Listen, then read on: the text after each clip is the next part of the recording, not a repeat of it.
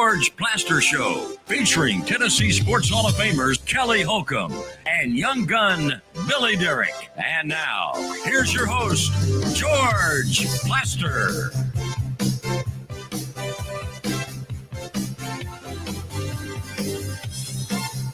Hello again, everybody. Welcome in on a rainy afternoon, night, morning in Nashville. When Elvis Presley put the song together, Kentucky Rain Keeps Falling Down, this is what he was talking about.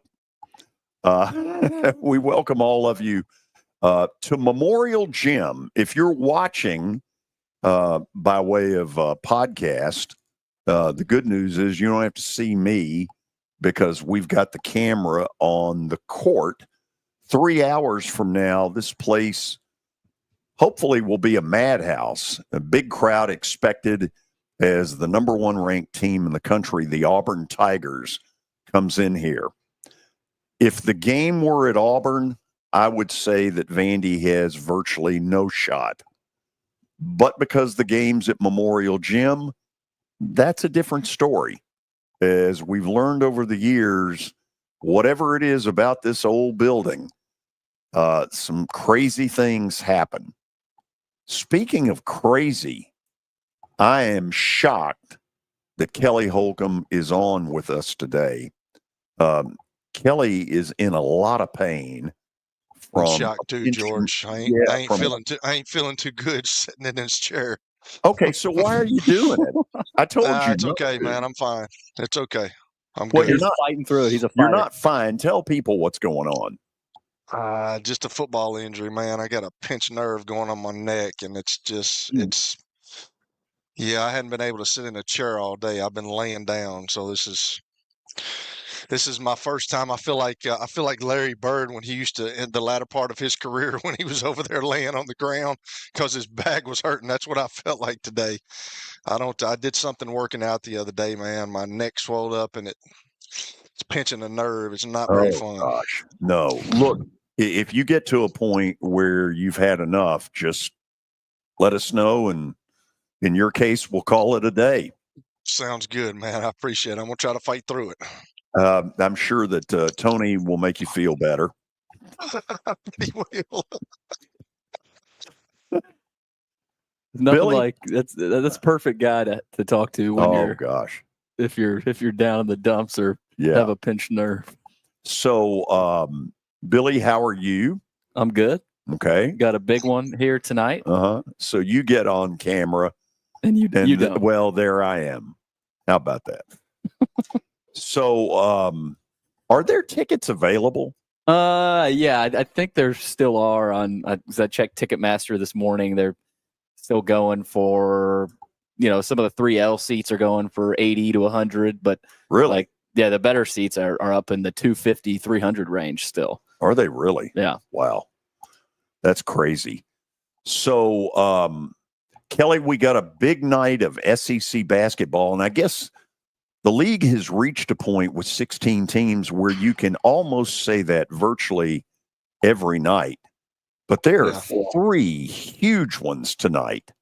This one here, because it's in Nashville, gives Vandy at least a puncher's chance. I see the line of Auburn by 9. I think that's too many, but who knows? Tennessee and Kentucky renew their grudge tonight at Rupp Arena. And 2 weeks ago, Kentucky went into Knoxville and kind of showed them who daddy was for one night. Yep. And I'm really curious what's going to go on tonight. Does Kentucky try the same stuff where they basically say, hey, we don't think you can shoot. Oh, by the way, we don't think you can shoot. So we're going to back off of you all and see what happens. Well, Tennessee's been shooting it a lot better as of late. And so I don't know if that strategy is going to work again. It could. But, the last few years when Tennessee's gone to Rupp, they've been able to get wins. And on the other hand, when Kentucky's gone to Knoxville, they've been able to get wins. So it's been a weird series in that way. Tony talked about that where, the road team has been winning these last few matchups. So anyway, game 3 of this big night is Alabama at Texas. Now, my gut feeling, first of all, Alabama's the better team. And I think they're considerably better. I don't think Texas is all that well coached. I think they made a huge tactical error here when they had a 10-point lead in the second half and Vandy caught them and no timeout. Mm-hmm. Well, I got news for you. In this building, I'm taking a timeout and quieting it down. But anyway, Alabama at Texas is the 8:00 game, and that's 3 biggies. Yeah, big night in the SEC and big night all around college basketball, and that's where we start with our update brought to you by Lori Burnett Leland. You can find her online at mortgageladyusa.com or give her a call, 615-969-4350, or find her, again, mortgageladyusa.com. Also in college basketball, number 7, Purdue at number 20, Michigan. Another ranked matchup there. Number 13, Arizona is at K-State. UCLA at Illinois. UConn is at number 24, Creighton. That will be a good game. Yeah, Indiana at number 11, Michigan State. So this is one of the better Tuesday nights of the year that we've gotten. So sit back, relax, and Kelly, find your pillow. You'll be able to watch some college hoops. In the NFL, I don't even know if I want to, Billy. In the NFL, Fox announced that the Super Bowl reached an all-time record 126 million viewers. The game topped out at 135.7 in the second quarter, meaning the total average number could have been even bigger if Kansas City had kept things closer. So Fox probably, I'm not sitting here saying they're mad about the ratings numbers. That could have been even more monstrous if that was even a tight game going into the fourth quarter. Do you have any idea what all that includes? It's streaming. It's however ways there is to watch. It's like, for instance, how would that compare to a year ago? Well, that's a good question. We're about to tune up a good answer. We are. Okay. Let's find out. Let's see. Billy's under the gun. Not only is it a 3% increase from last year, it is the second straight year the Super Bowl has reached a record audience. Chiefs' victory over the Niners in 2024 averaged 123.7 million. See, it's really interesting because you kept hearing all this stuff about, Kelly, that the prices on tickets went down significantly because of what they called Chiefs fatigue. Yeah. And yet I never thought that. Doesn't look like it. That's for sure. No. I mean, when you have a record-breaking audience like that, that's pretty impressive. I think everybody was, whether you like the Chiefs or not, you're curious about Patrick Mahomes and the three-peat. They got there. They're the only team to get there. All the other teams that made it that far lost in the championship games, but Kansas City got over that hump, and they at least had a shot at it. But Tony Basilio's boys brought it home. Boy, did they. And I'm sure he'll have some things to say when it comes to that. I get the fact that there were people tired of the Chiefs. I get that. I also get that they were tired of hearing about Taylor Swift, and every time, he belched, they'd show her. And was it a conspiracy on the NFL's part to gain a new audience? Of course it was. And the truth of it is, if we had that opportunity, we'd probably do it too. That's right. Yeah, she was being booed, I think. Yeah, that seems a little kind too of far. petty. Also, Philadelphia officials are expecting 1 million people for the Super Bowl parade on Friday. Oh, I believe it. Look, that's a great old sports city. I feel like they've won a lot. Maybe not as much as like Boston, but you think of Philly as all big three franchises win a lot of games. And they've had their teams for a while, of course, but I think of Philly, Boston, LA, of course, but I mean, what right up there? Okay, it's been a long time on the Flyers. You have to go back to the 70s on them. But the Phillies and the Eagles, I mean, how many world titles do they have combined? I don't know. The Eagles have 2. Yeah. Well, either way, it'll be Friday. It'll be wild in Philly. Also, speaking of some comments made, former Panthers wide receiver Steve Smith Sr. took exception to comments made by Cam Newton, his former teammate, who called the Panthers losers before he arrived in 2011 as the number 1 overall pick. On the Travis Hunter show last week leading up to the Super Bowl, Newton spoke about the pressures Hunter might face if he's selected as the top pick in the 2025 NFL draft. He said, you could potentially be the first pick, but you have no way of impacting the game the way a quarterback does. You can lock down the number 1 receiver. You can make impact plays on offense all you want, but it's still not like a quarterback. My issue was when I was the first pick, I went into a locker room full of losers. Just honest. Guys didn't know how to win. Guys didn't know how to prepare. Those comments didn't sit well with Steve Smith, who was a member of that 2010 team. Smith said on Twitter, a 53-man locker room -1 equals 52 losers. Wow. Breaking news to Steve Smith. Well, it seems like there's a better way to do it, which would have been to say, I walked into a locker room that really didn't know how to win. That's different than calling all of them losers.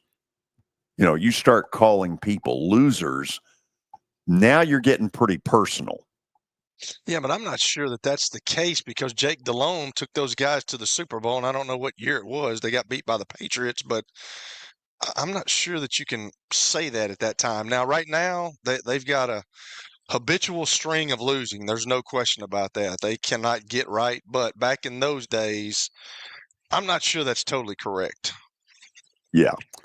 In the MLB, Clayton Kershaw, the longest tenured Dodger, will officially be back for an 18th season. The franchise icon has finalized a return he forecasted months ago by reporting to spring training today. His official signing is pending a physical. Yeah. I wonder how effective he'll be. Oh, I don't know. I mean, it does feel like. When's the last time he's been the same Kershaw? Well, it's been a while. Feels like he's been kind of limping the last 2-3 years. It feels like his arm and his body have kind of broken down on him. But if he wants to close out as a Dodger, more power to him. I mean, he's earned that right. Well, speaking of Dodgers, former Dodger Kenley Jansen just signed a 1-year, $10 million deal with the Angels.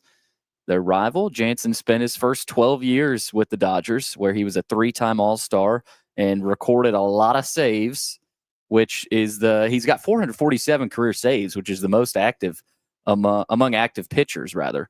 But 1-year deal with the Angels. By the way, he's 37 now. Yeah, here's where a little bit of that's coming from. The Angels are managed by former Braves third base coach Ron Washington, an incredibly popular guy around Major League Baseball. Kenley Jansen was a Brave a couple of years ago. He could be a little bit of a human rain delay, and people ran on him like crazy. That's the problem with Kenley Jansen. If a runner gets to first, he's going to second. Human rain delay. Yeah, I mean, a lot of twitching, a lot of, He does have some hitches in his. He does. In his giddy up. Giddy up. Yeah. Well, that's not the best update, but couldn't really find anything else. Billy, we still got 20 minutes left, man. What are we doing? We've got 3 minutes. Where did you get 20 minutes? I mean, good gracious, Billy. You gave us 2 stories and then we're done. I mean, that's a D-. Wow. So clearly the injury has not affected Kelly's personality. The injury will not. The injury will not affect my mouth whatsoever. Now I came out of the womb running my mouth. That's for sure. By the way, as expected, Kellen Moore is the new coach of the New Orleans Saints. Said that yesterday. Yeah, but today it's official. Wow. Okay. Did anybody besides me watch Luka Duka last night? I watched some of the highlights. How do you do, George? They wanted him to play about 30 minutes, and there's some rust. He hasn't played since, I think, Christmas Day was the last time he played. What the Lakers did, and this was very cool, was they gave each person at whatever they call it now, crypto, dipto, whatever arena. They had a shirt with the number 77 on each seat, which I thought was pretty cool. It's weird seeing him on the Lakers. Yeah, it is. And meanwhile, in Dallas, they're kicking fans out of the arena for showing up with "Fire Nico" signs. Right. That's going to get worse before it gets better. I'd probably be one of them who got tossed. Old Nico, I don't know what he was thinking.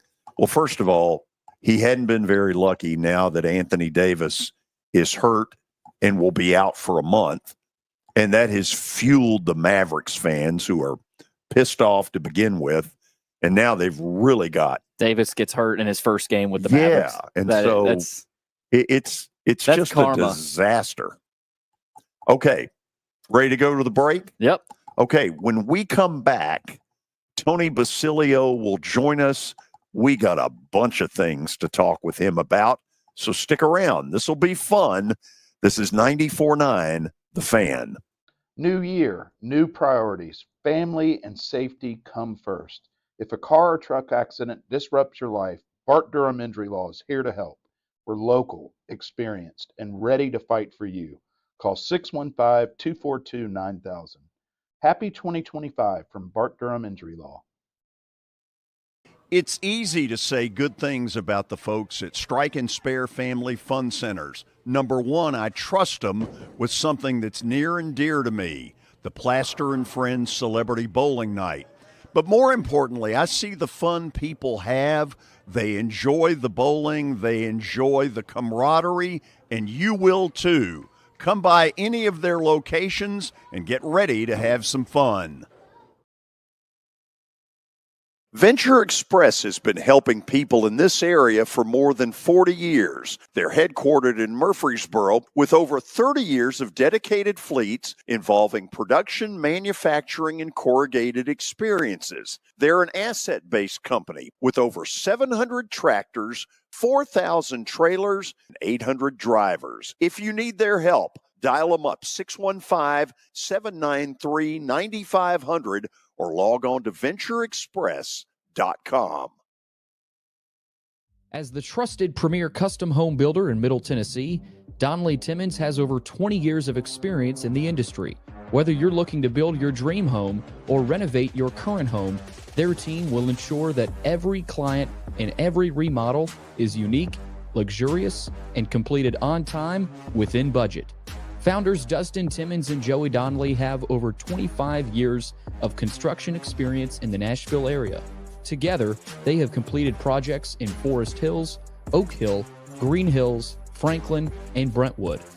Dustin and Joey believe that communication is the most important aspect of all construction projects. Therefore, they personally manage each project themselves and are involved in job site activities on a daily basis. Their commitment to quality and integrity has earned them an outstanding reputation among their clients. Contact them to set an appointment for a free consultation or to view some of their completed projects. Give them a call at 615-456-7983 or log on to DonnellyTimmons.com. Has earned them an outstanding reputation among their clients. Contact them to set an appointment for a free consultation or to view some of their completed projects. Give them a call at 615-456-7983 or log on to DonnellyTimmons.com. Hey, it's Kevin Ingram. The homestand continues for Vanderbilt as the Commodores take on Auburn Tuesday at 6 o'clock. Join Tim Thompson and me for all the coverage starting at 5:30. Your sports live here on 102.5 and 106.3 The Game and the Game Nashville app. It's the George Plaster Show. Your sports live here on 94.9 The Fan.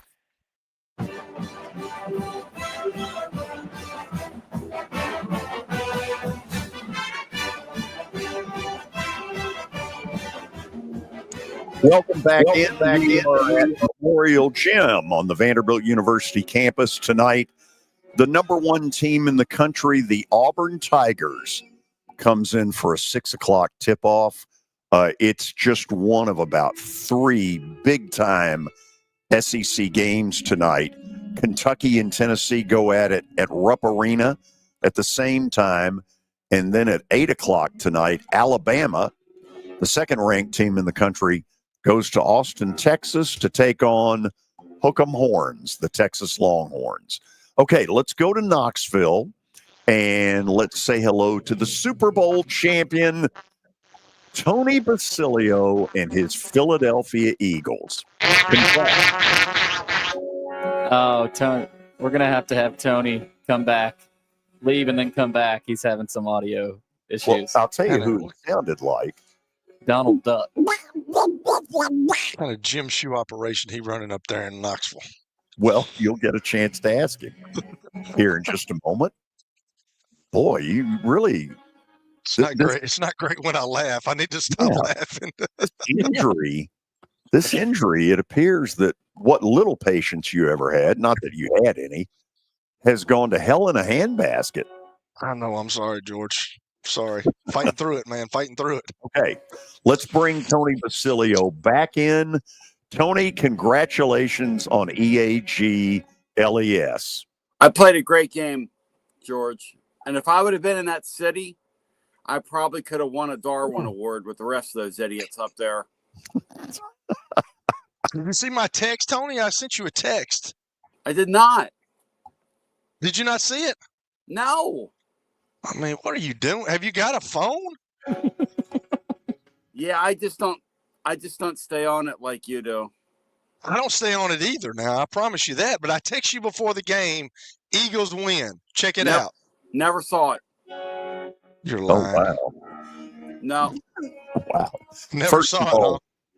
First of all, Tony, he's completely out of control. He's playing hurt today with a pinched nerve that he described to me 2 hours ago as excruciating. So, Kelly, what happened, man?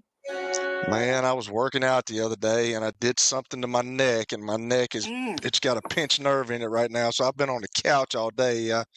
My daughter rubbed something on it, some witch doctor stuff, and it got a little better, but it's still not feeling very good right now, man. Man, I hate to hear that. Do you have a Thames machine? One of those deals, machine. You know what I'm talking about? This thing right here. I've got a neck right now. Look, I got one on my neck right now. I do have a frequency machine. I do, absolutely. I'm using mine. I do. Wow. Yeah. Way to go, Tony. Thank you, bro. George knows nothing about that. As you can see, George knows nothing about style, and he knows nothing about the Tim's machine. George is ready to roll because he's going to see a great basketball game tonight, and we have a great one here. And when you see your team win a championship the way the Eagles did the other day, it all looks so easy, man. When you're winning one of those, you imagine the work that Kansas City had to do to get in that spot 3 times in a row. I mean, I know they got blown out, but imagine how good your whole deal has to be, and something that competitive to get there 3 freaking times in a row. That's insane, guys. Insane. So going into it, did you see any scenario where Philly would completely dominate and destroy? No. But you know what? It really makes you appreciate how hard it must be to play quarterback on a bad team, because these guys that don't get time to throw, you can take a guy that's all world, and when you got no time to throw, goodbye to you. It doesn't matter. That guy had 0 chance in that game on Sunday. 0 chance. They didn't blitz one time. I'm having today, Tony, because I had no blocking. Yeah, they had 0 chance. He had 0 chance. That's right. So kind of tell us what you think the city of Philadelphia is like over these 2, 3, 4 days leading up to the parade. George, I know what it's like. It's insane. I'm telling you, man, a bunch of Darwin Award winners, man. Those people are nuts. I mean, there's a guy that was like out in the middle of the night, Sunday into Monday, who's a sanitation guy that was driving a garbage truck down the road, and they jumped in his truck and took his truck over and started throwing the trash. I mean, what are we doing? What are we doing? Another one, there's another another guy that was lighting off like stadium grade fireworks in the middle of the street, like in front of like in a huge crowd of people. I mean, some of those people, though, you have to really understand how much they love the Eagles and what a part of the culture it is. The way I would put it is, it's truly as close to a Southeastern Conference fan base as they come in terms of the way they relate to their NFL football team. Yeah, because, I mean, you're talking about generations of families that have grown up with Norm Snead, Ron Jaworski. I mean, it shows, we're 25 years into this. We don't even know what that's like. Yeah, these people are 80, 90 years into a series of cycles. Well, and that's a great point. I heard Dick Vermeil talking about it, and, Dick's in his 80s now. And he said, I did not realize it when I got, and he still lives up there. He said, I did not, because he has a winery out in California, but he lives right in the town that I grew up in. He's lived there for forever, about 20 miles outside the city. And Vermeil said that, he said, you meet a kid here that's 11 and they've been a fan for 80 years.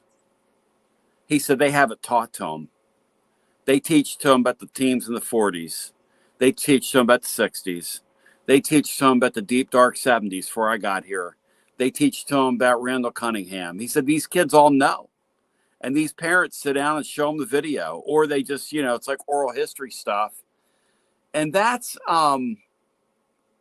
is true. I mean, that is definitely, there are some kids 14, 15 years old that have been fans for 75 years up there, George. It's very true. It's like kind of it's hard to understand that. But there are a lot of Tennessee fans like that. There are a lot of kids who I talk to on the air, and I'll go, you weren't even alive then. They'll go, yeah, I know, but I know about it. I know about it. Yeah. Because a grandfather, a father, an uncle, a cousin, at their family times, they sit there and this is who they are. It's a neat thing, guys. It really is.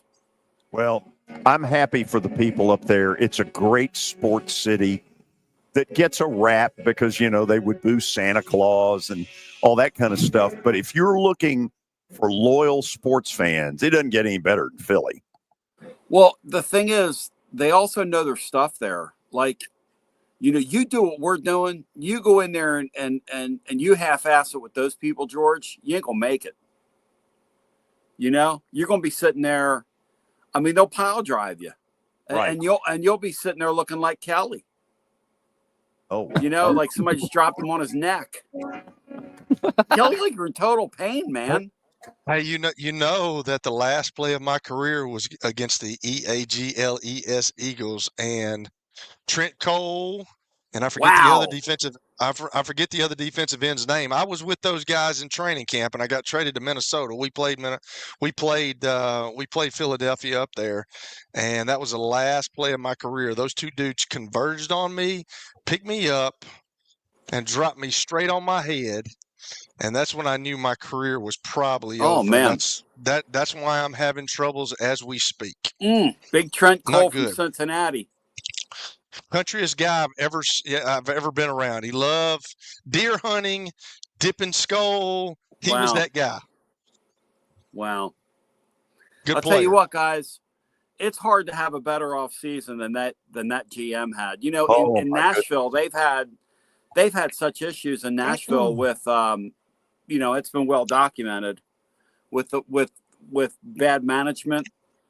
I don't understand it, George, how the Eagles got to be a gold standard. I don't even pretend to understand it. But when you add guys like that guy from the Saints that they added that made that interception in the Super Bowl, the kid that picked that ball off and ran it back for the touchdown, the kid from Iowa. The guy's a white cornerback, for crying out loud.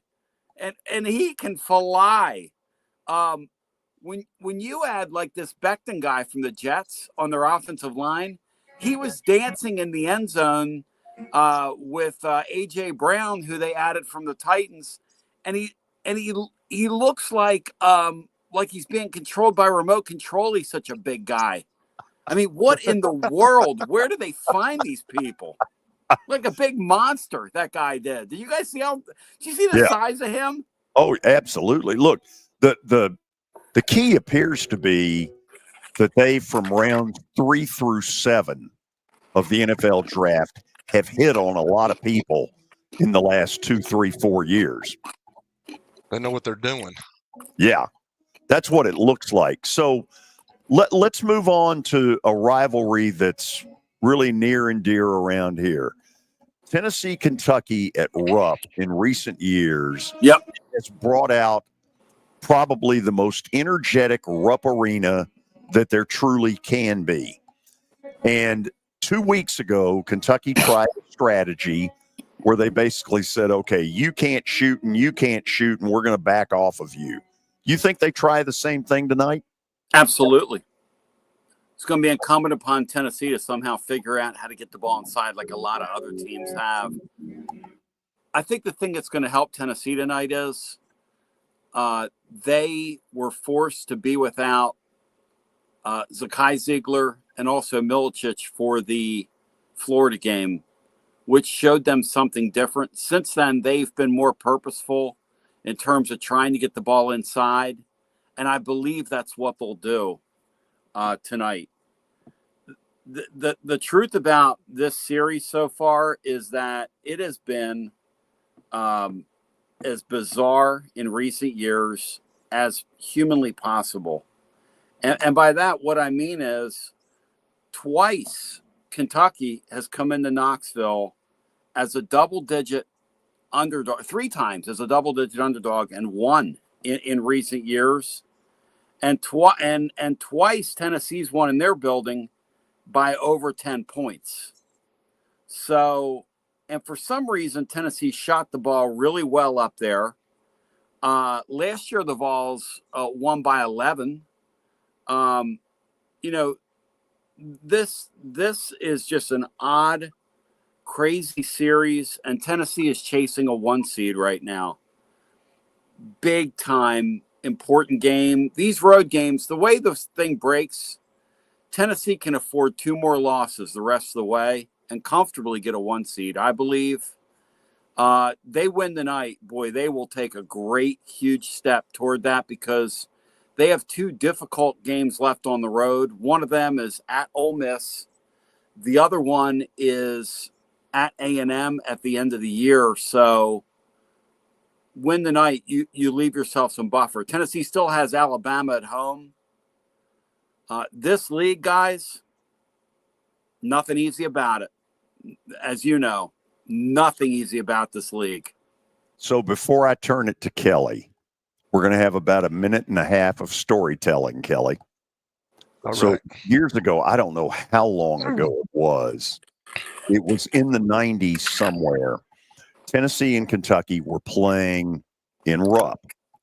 And Tennessee had reached a point, I don't remember who it was under, where Kentucky was a little bit down and Tennessee was a little bit up. And that night on the show, I make the comment that this could be a changing of the guard evening, a passing of the torch, were the exact words that I used. Well, Kentucky beat the hell out of Tennessee that night. And on the big blue line afterwards, some people from up in southern Kentucky who could hear the station that I was on in Nashville bring this up. And this becomes the big punchline that night on the big blue line. And Tony, I get a phone call the next day from my second dad, Kentucky Athletic Director C.M. Newton. And he goes, if this story that I've heard is true, this is one of the dumbest things you've ever done on the air. I mean, the guilty party. Yeah, the Tennessee winning there before Rick Barnes got here, few and far between. Yeah. The thing that. that's crazy, George, about Rick Barnes is, he's got his detractors here. We were talking about this today.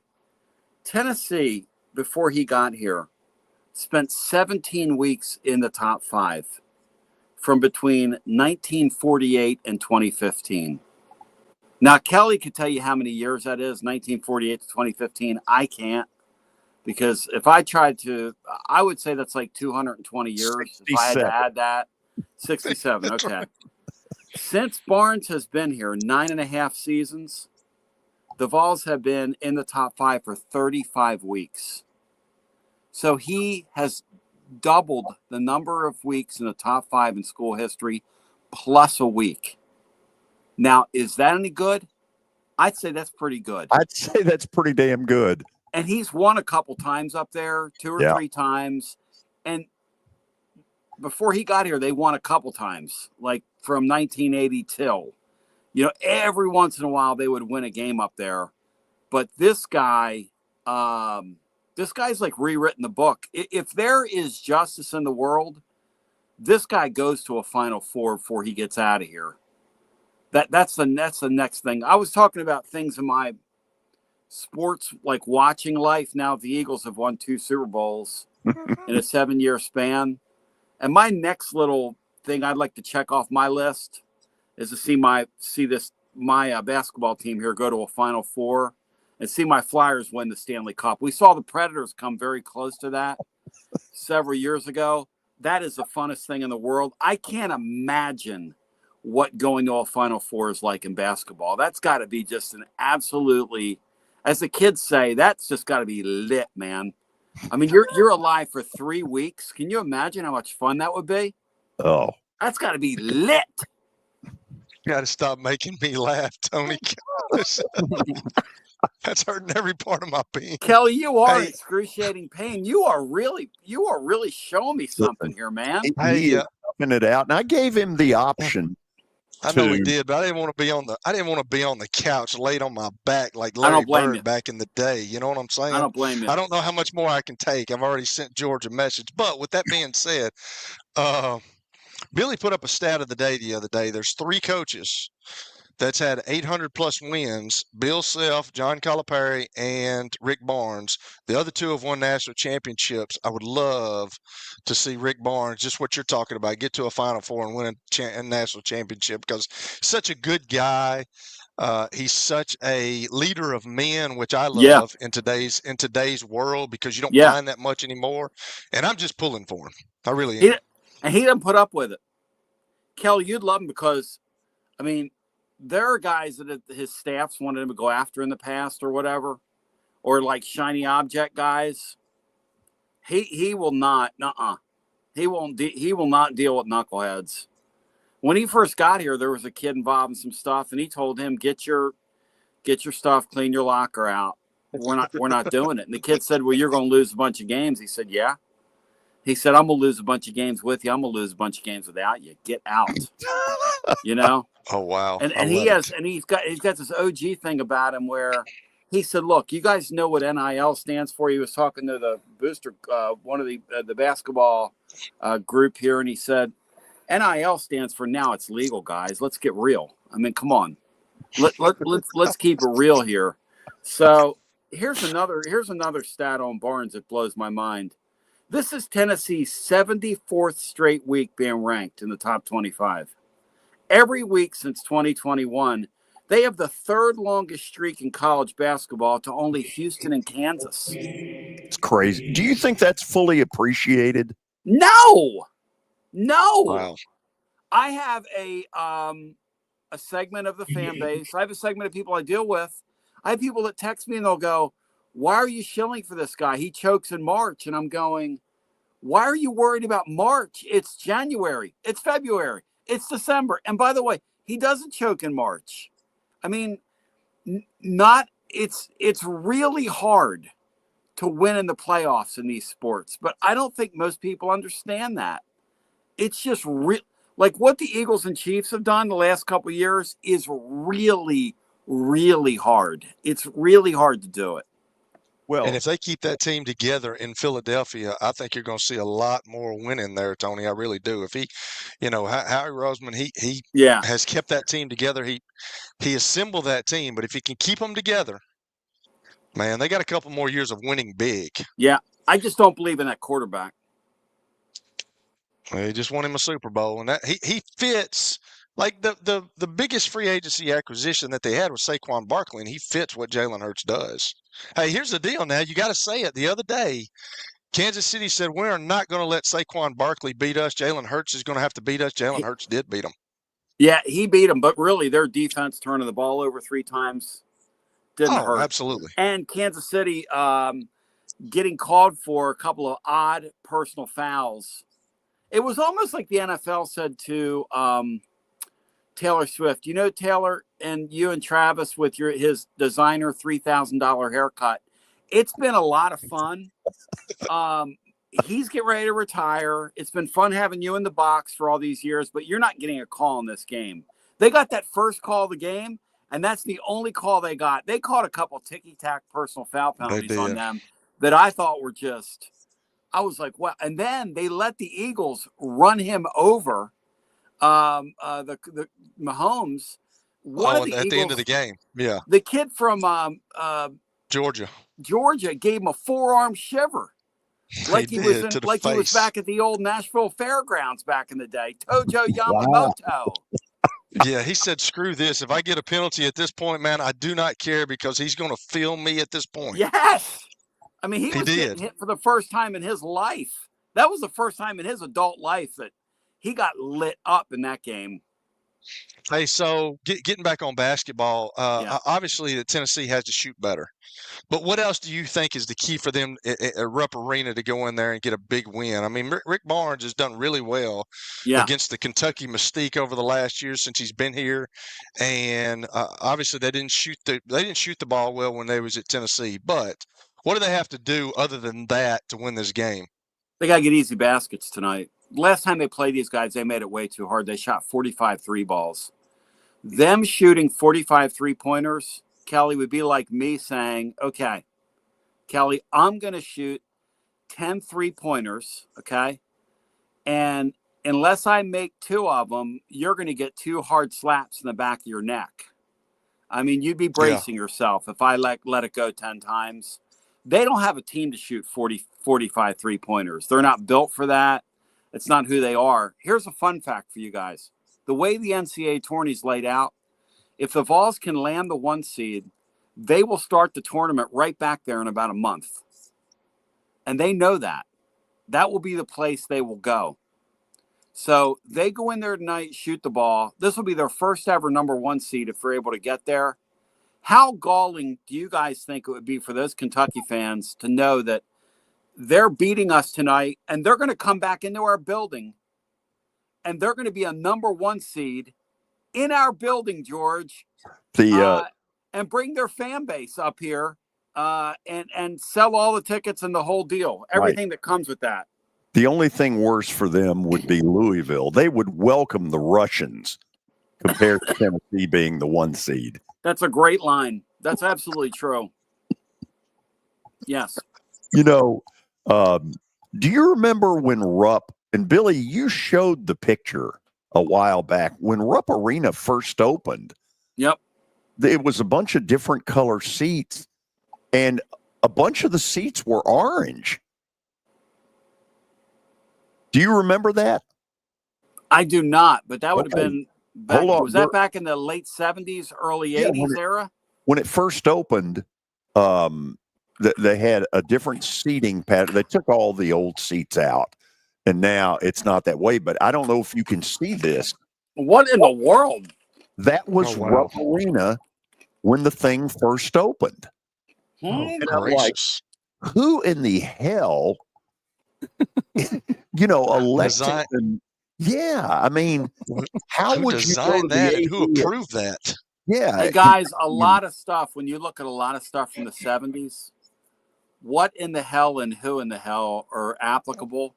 Because somebody was doing a lot of acid back then. Ooh. I mean, look at that. If that isn't drug induced, what is that? Look at that. That's the ugliest thing I've ever seen.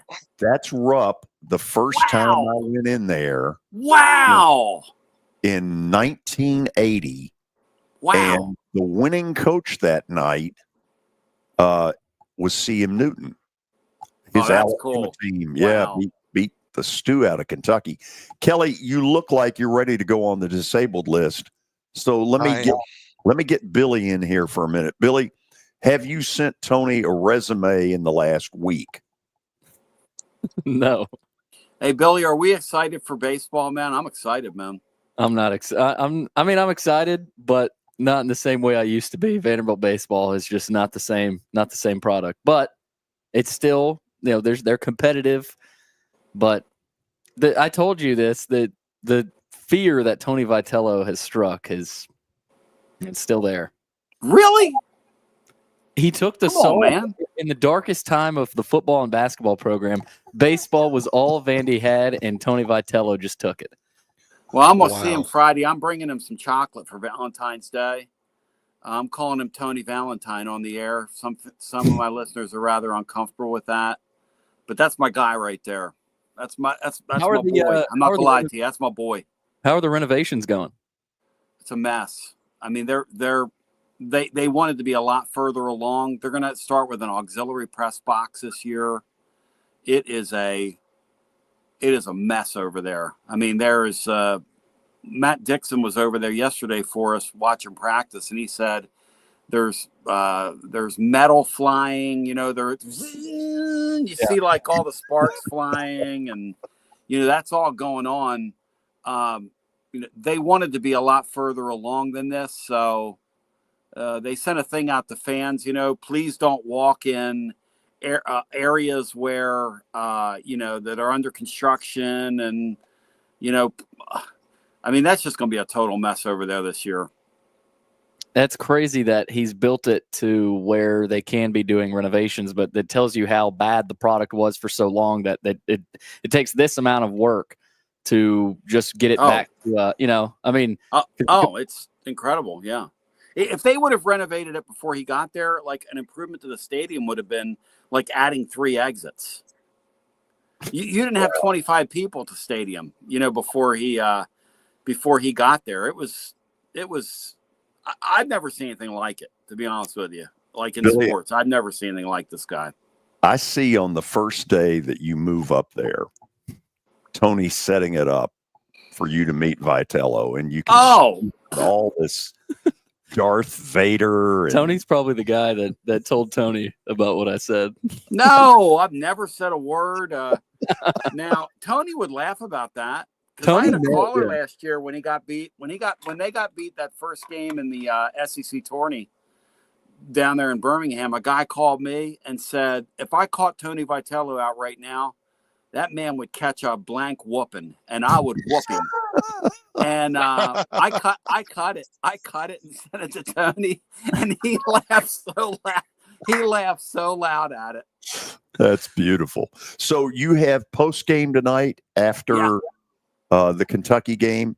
Okay, this is the perfect segue for me to say there are a lot of people in Middle Tennessee who enjoy you coming on our show tonight after the Kentucky game. How can they hear you? tclub.team. I spell my name Basilio, so you can find us over on Twitter as well. I throw a Twitter video up kind of thing, and we'll get several thousand folks watching that as well. And you can kind of hear what's going on in the background here. It's got like an external microphone in here, and it's a lot of fun. So we're going to have fun tonight, win, lose, or draw. But those Kentucky people, whenever they get the Vols, always make themselves known on the show. When Tennessee beats them, you couldn't find one of them with a search warrant. So I know how that goes. Thank you as always. Hey, and Kelly, get better, man. That neck stuff is nothing to play with. Nothing. Yeah. That's brutal stuff, man. It's awful. You got my vote, brother. George, that's a tough man right there to be sitting there. That guy, I can promise you he's in some pain. I missed 3 days, years ago for back spasm, for God's sakes. Oh, Y'all got to stop making me laugh. I'm going to tell y'all that. Next time I see y'all, I'm going to punch you. But I'll tell you this. Hey, Kelly, I don't know how close that young man is to you, but Billy, today's your chance to get him. I had twins, okay? Boy and a girl. My son would rough my daughter up pretty good when they were kids. One time he was laying on the floor with the flu, about 2.5 years old. She took a television remote, started up here, and jammed it right into him. Boom! Oh, wow. She got her licks in when she knew he was sick. I like her. That's bad. You boys have a great one. Thank you. See you next week. Kelly, get out of here. Sorry, George. Appreciate you, man. Don't worry about it. Listen, you hang in there. We'll talk tomorrow. Get better. All right, man. See you. Okay, we'll come back. Who knows what we will do? This is going to be a crazy rest of the show because all the plans of Mice and Men have gone out the window into this thing, a trash can. Stay tuned. This is 94.9 The Fan. This is my buddy Stan Harrison from Apple Collision Centers. Recently, you've been talking to me about companies that have a fleet of trucks and they're always in need of repairs. That's right, George. We understand that nobody likes to deal with the auto body repair process. We try to simplify that at our 3 convenient locations. We work with all major insurance companies. We help to ease the stress of the auto body repair process. We're located in Old Hickory, Hendersonville, and Gallatin. If you need our services, please stop by and see us. And how convenient that we have that in the background. Now, seriously, these are good folks. They do really good work. Give them a holler. As we step into the new year, there's nothing more important than family and safety. If a car wreck or big truck accident turns your world upside down, Bart Durham Injury Law is here to help. We're local, we're experienced, and we're ready to fight for what you deserve. Call us anytime at 615-242-9000. Really wishing you a safe and happy 2025 from Bart Durham Injury Law. Over the years, more men have started to seek help for hormone deficiencies and imbalances, and Dr. Jeffrey Lodge and wife Daphne, along with their experienced staff, give men the treatment required to improve their quality of life, improve your immune system, energy level, cognitive function, and more.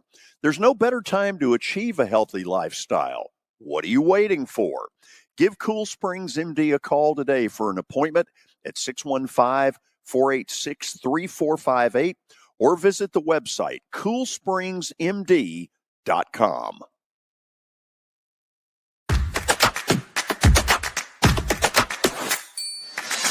Are you concerned about the Medicare Part D changes for 2025? Believe me, you're not alone. You need to contact Pancoast Benefits. They'll make the changes clear and easy to understand. Trust Pancoast to guide you through it all. Their knowledgeable team is here to help you understand the updates and make informed decisions about your Medicare coverage. Don't navigate these changes alone. Call Pancoast Benefits today at 615-292-3400 and choose option 3, or visit pancoastbenefits.com. That's 615-292-3400 and choose option 3.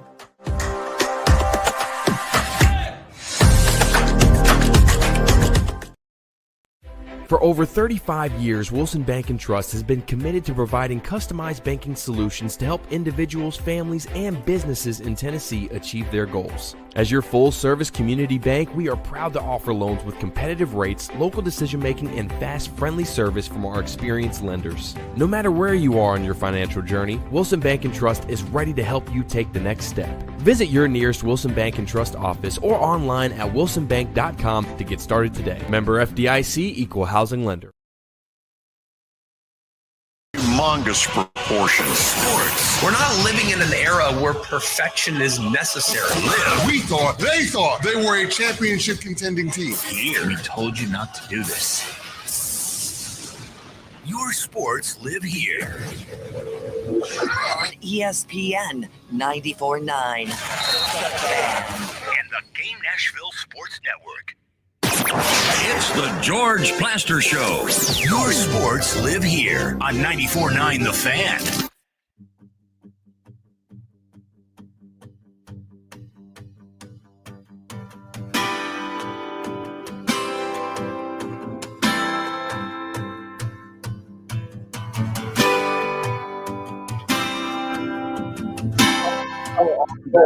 With Auburn Vandy basketball, actually, with an Auburn guest, Brian Matthews, instead of Brian Stultz, will actually check in with us. So we will be checking in with Brian Matthews here in just a few minutes. But first, stat of the day brought to you by.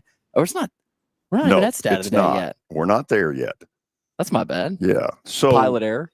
So Tony said a couple of things that were really interesting about Tennessee's basketball team right now. And by the way, if you're just joining us, this is the crow's nest of Memorial Gym.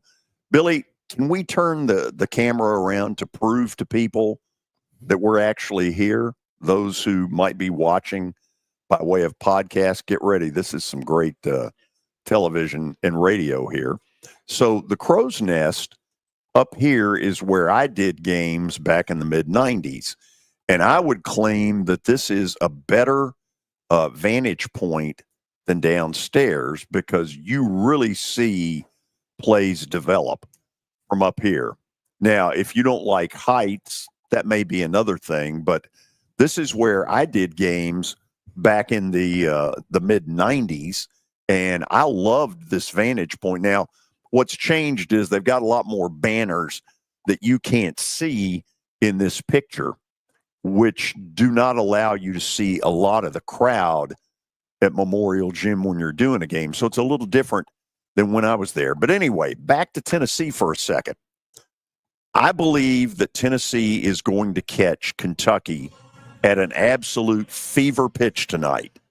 I think they are going to be big time inspired to try to, give a double whammy to Tennessee. They've already beaten them once. They would love nothing better than to get them at Rupp. And so I think Tennessee is going to catch Kentucky sky high. I think they're going to catch that crowd sky high because most of that Lexington crowd hates Tennessee. And if Tennessee rolls out of there with a win tonight, I do think they're going to be a 1 seed. Yeah, and I think they will. I think Tennessee gets the win. Rick Barnes is really good in those revenge-type situations, the redemption. They're calling this, their retribution month where they've got to turn around and try to beat Kentucky after Kentucky beat them. They're going to try to turn around and beat Vandy this Saturday after Vandy knocked them off. I just think Rick Barnes is really good in these spots. Like I said, Tennessee's gone up to Rupp and won under Rick Barnes pretty often. Now, it's been the other way around, too. Kentucky's gone up to Knoxville and won, but I like Tennessee in this spot. It's not going to be easy, but Kentucky doesn't play any defense. That's their problem, and that's the part that's going to have to change. Has started to shoot the ball a lot better as of late. Yeah, I mean their confidence level's got to be sky high. But the other thing is what Tony said.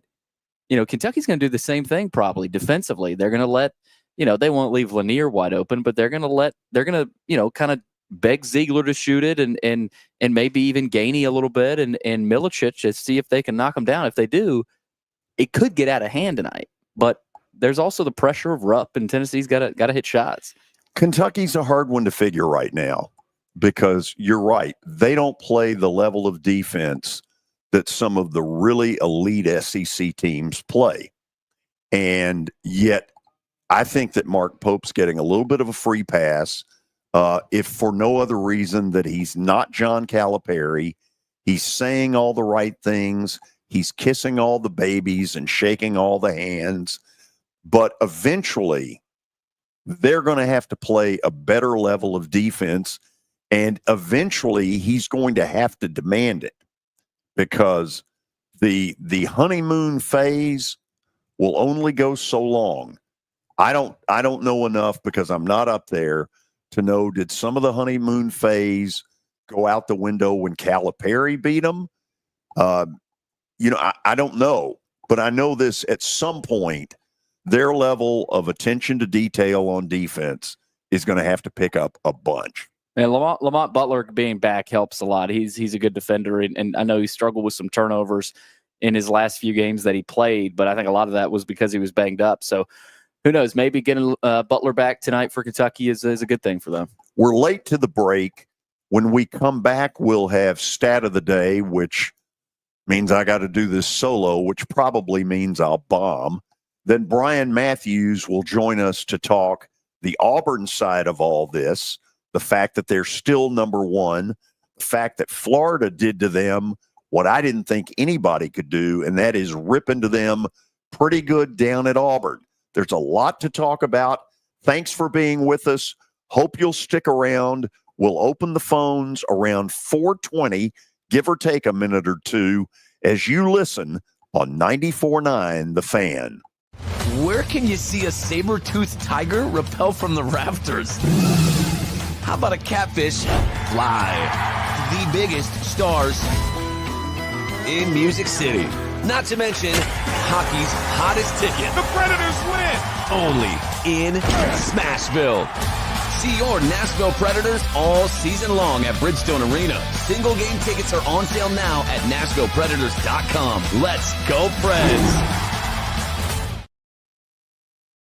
Hit After Hit has become the baseball store in Tennessee. They have over 1,000 different models of gloves and over 1,500 wood bats. They also have several Iron Mike pitching machines as well as a Hit Tracks machine. If they don't have it, you probably don't need it.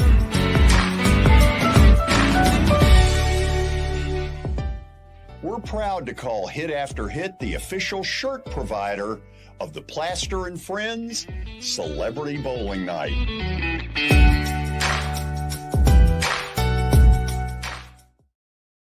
Unity and get into law enforcement and join a great department. And I just so happened to meet an individual who heard my segment on your show, has already applied, has come from multiple different career paths, and has always had this dream. And we're very glad to have him. That's just going to be the start of many. If you want to be part of the Plaster Show advertising family, it's simple. Just email me, plastergeorge@gmail.com. Again, plastergeorge@gmail.com.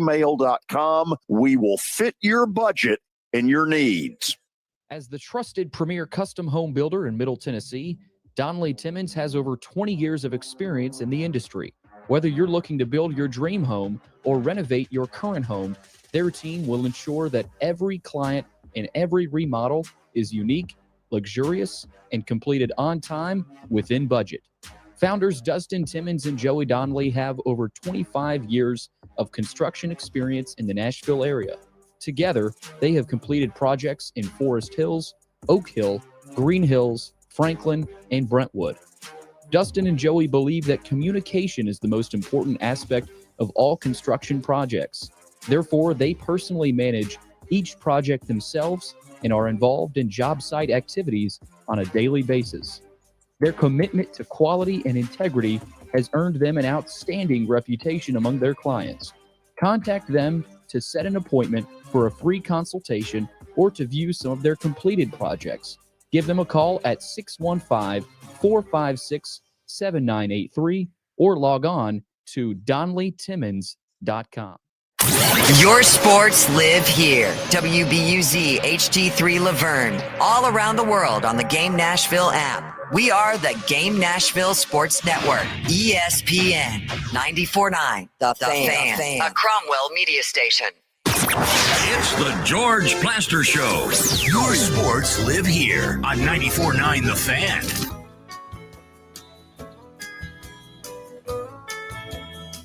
Now out of the day. It was the segment early there after the longer segment with Tony. We're talking with Brian Matthews to preview this Auburn-Vandy matchup tonight. Number one, Auburn coming to town in Memorial. We'll see what happens tonight. But first, stat of the day brought to you by Apple Collision Centers. You can find them in Old Hickory, Hendersonville, and Gallatin. Give them a call, 615-754-9800, or log on to their website. That's applecollisioncenters.com. Okay, here's a good one today. We are going a little Auburn and Alabama. Number one Auburn plays number two Alabama this Saturday. Who were the last two teams?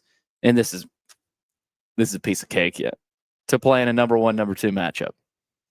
And if you don't know this, I'll be very disappointed. I don't know that I do. I know it's been within the last couple of years, and I cannot think of who it is. An easy one would be to throw UConn out there. Oh, you know what? Against somebody. I'm thinking of something I saw. I'll explain it when we release the answer, but okay. Okay, for the sake of time, I don't know. Okay, well, it's Gonzaga and UCLA. But I thought I don't think so. I thought I saw that it was Memphis, Tennessee in 2008. No, I brought up Memphis and Tennessee.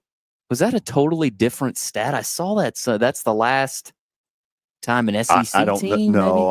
I don't know. I don't know. The Gonzaga UCLA seems shaky to me. I think that was an early season, non-conference game I could buy that. I'm not exactly sure what year that was, but whatever the case, when number 1 comes to your place, it's a big, big deal. And Vandy has knocked off some number 1s in the past. I wish I had the exact number. I don't. They beat Florida in 2008, number 1 beat Florida. them like a drum. They beat number 1 Tennessee in 2008. That was after Tennessee became Memphis. number 1 after they had beaten Memphis, and Vandy, which was like ranked 23rd in the country, was laying in the weeds 2 nights later in a whiteout. But there have been a couple before that. A Bobby Knight team in the mid-'80s came in here, number 1 in the country, and Vandy beat them. I actually did the game on television. So anyway, enough of all that. Let's say hello to Brian Matthews, who covers the number 1 ranked team in the country, the Auburn Tigers, for AuburnRivals.com. Brian, I know on ridiculously short time. Thank you for doing this.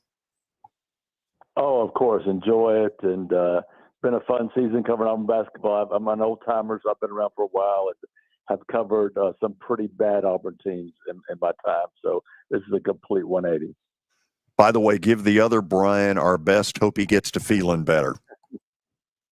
Yeah. He's going to have to take a day or 2 off here. I guess he's got a bad cold, but, it happens. So how shocked were people down there that a Florida team could come in there and be up by double digits in a place where I truly didn't think anybody in the country could come away a winner? I think they were a little shocked in the fact that Auburn lost at home. And the atmosphere was great Saturday. I mean, it was really loud, as loud as it's been all season. But Florida just came in and outplayed Auburn. I think, Bruce said afterwards that he felt like this team was due for a letdown. And it happened. They had won, I believe, 14 consecutive games going into that. So I think sometimes it's human nature for teams to have letdowns here and there. A little bit surprising at home, but not surprised that Auburn didn't run the table in the best, the SEC's ever been, in my opinion. So, I think Bruce is expecting more losses. We'll see if one comes tonight in Nashville or not. What did Florida do that gave Auburn so much trouble? Well, I think Florida is the toughest matchup for Auburn in the SEC, in that they got some bigs that can be big and physical against Janai Broome and Dylan Cardwell, and can play good defense, can defend without fouling, and also are weapons on the offensive end that cause them to work hard on defense too. And then Florida might have the best overall group of guards in the SEC. I don't know. That's debatable, but they got some really talented guards. Bruce called them a Final Four team. And I'm inclined to agree with them that they certainly have that ability. They have a team, to me, that's sort of built for tournament play. So we'll see how that goes in another month or so. But they were really good. They made I think it was 13 3-pointers. They beat Auburn on the fast break 14-3, which I thought was really big. And I just thought they outplayed them. They just were a half step faster. And I just think that happens sometimes. Brian, is there a motivation around that program that what Yale did to them a year ago is not going to happen again?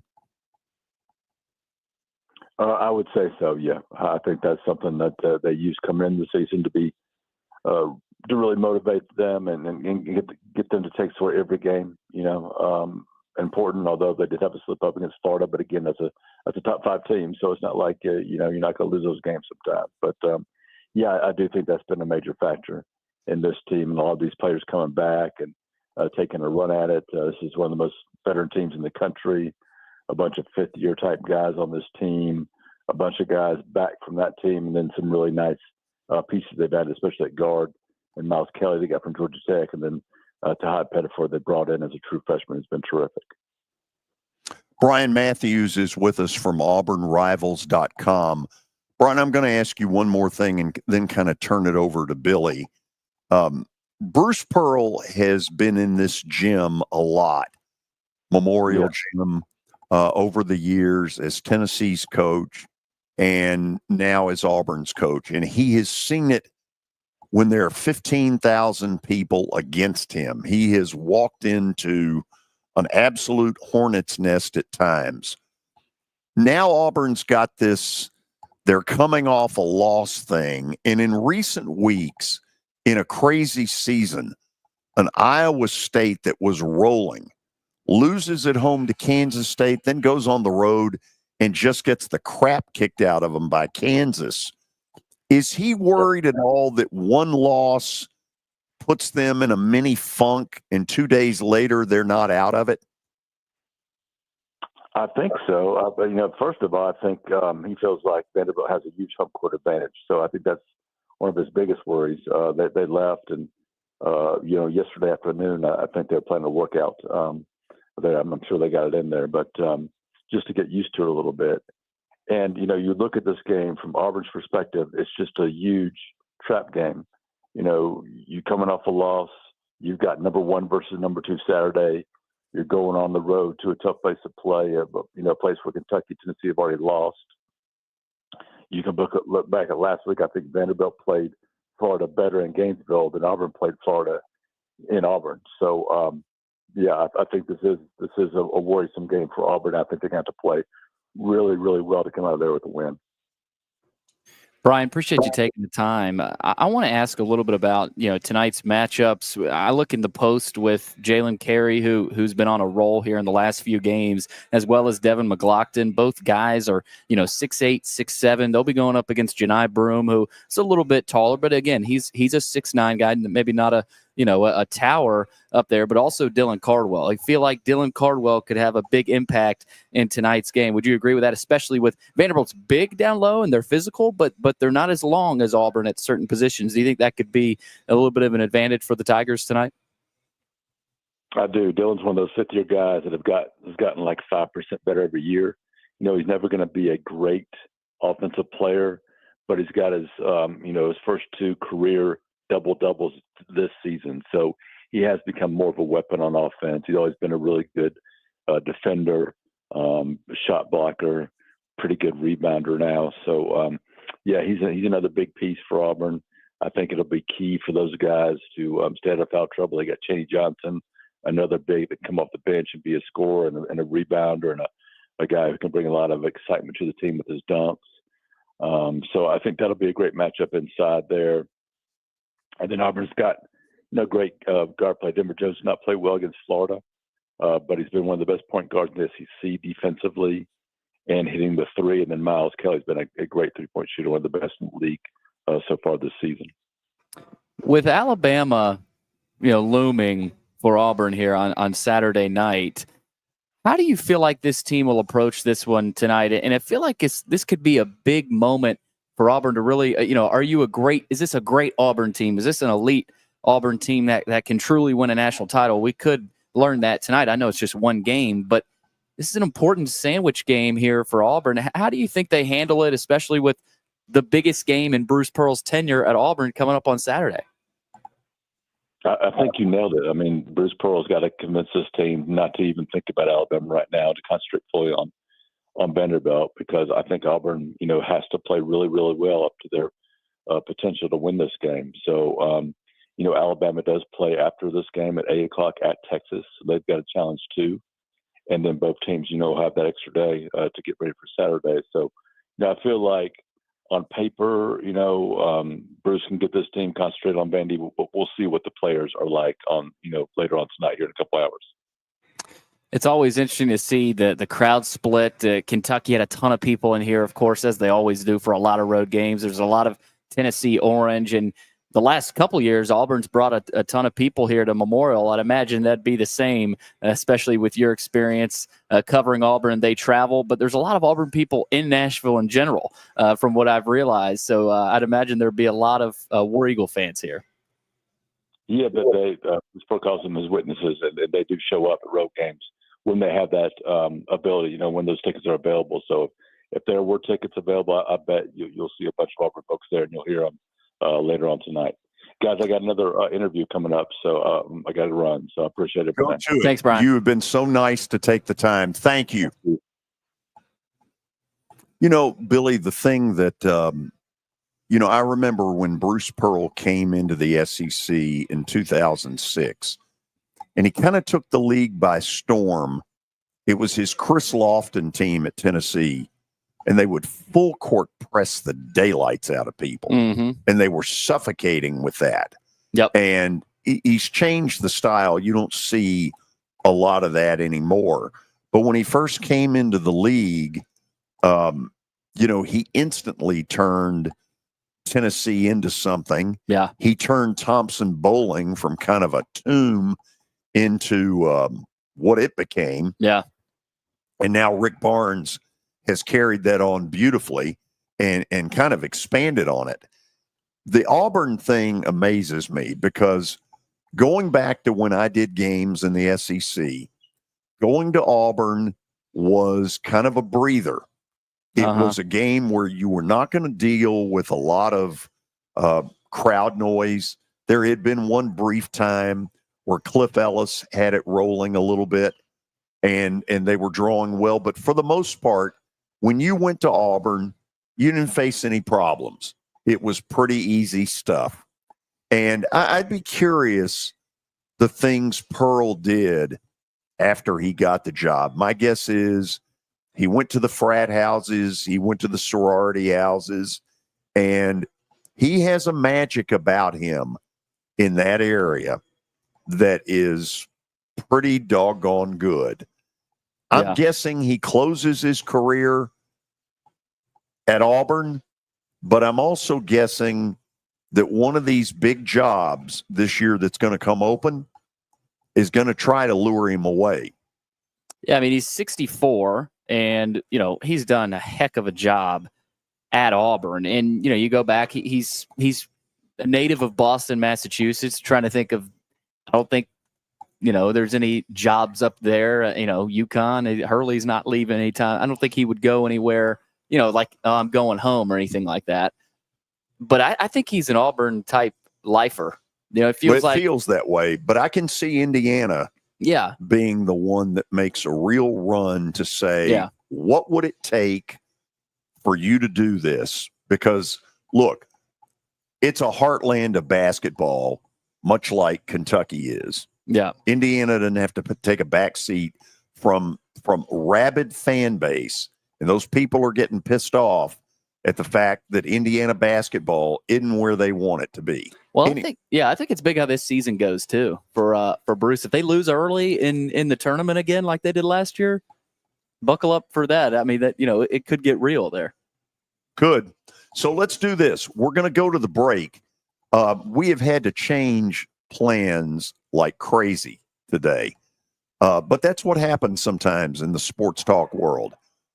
Kelly, for those of you who may be wondering where he is a pinched nerve, and he is describing the pain to me as excruciating. And so we told him, get out of here around 3:50. So it's Billy and me upstairs in the loft at Memorial Gym. And now we're going to open the phones, and we could really use some participation today to help us a little. 615-553-0933. That is our number. Again, 615-553-0933. We're opening the phones now. If you want to get in by way of text, whether it's a question an opinion, whatever? How do you do it? Chat room's already been active. We got a couple already, but we need more. We got Vandy and Auburn coming up, Tennessee, Kentucky as well, Texas and Alabama. Huge night in college basketball. We want to hear from you. So hop into the chat room on YouTube. It's to the right of the screen. If you're watching on your laptop, it's easy to see if you're on your phone as well. Twitter and Facebook, you can do the same thing. So we'd love to hear from you as we keep it rolling. Okay, we'll go to the break and tell you this is 94.9 The Fan. New year, new priorities. Family and safety come first. If a car or truck accident disrupts your life, Bart Durham Injury Law is here to help. We're local, experienced, and ready to fight for you. Call 615-242-9000. Happy 2025 from Bart Durham Injury Law. It's easy to say good things about the folks at Strike and Spare Family Fun Centers. Number one, I trust them with something that's near and dear to me, the Plaster and Friends Celebrity Bowling Night. But more importantly, I see the fun people have. They enjoy the bowling, they enjoy the camaraderie, and you will too. Come by any of their locations and get ready to have some fun. Here's Officer Garen Hoskins for the Metro Nashville Police Department. The Metro Nashville Police Department is on the forefront of policing in this century, and I'm glad I'm a part of it. I'm glad I get to find other good officers, other future good officers. And if you're watching today, or you yourself or someone you happen to know is interested, join mnpd.com. Feel free to reach out to us because we need good officers, and it's a great city to work for. You know, starting to save for your future doesn't have to be difficult.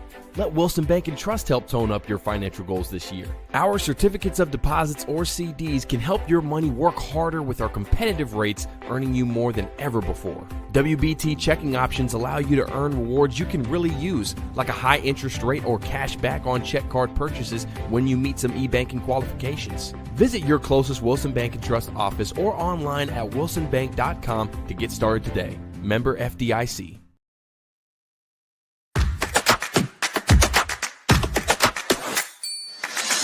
Are you concerned about the Medicare Part D changes for 2025? Believe me, you're not alone. You need to contact Pancos Benefits. They'll make the changes clear and easy to understand. Trust Pancos to guide you through it all. Their knowledgeable team is here to help you understand the updates and make informed decisions about your Medicare coverage. Don't navigate these changes alone. Call Pancos Benefits today at 615-292-3400 and choose option 3, or visit pancosbenefits.com. That's 615-292-3400 and choose option 3.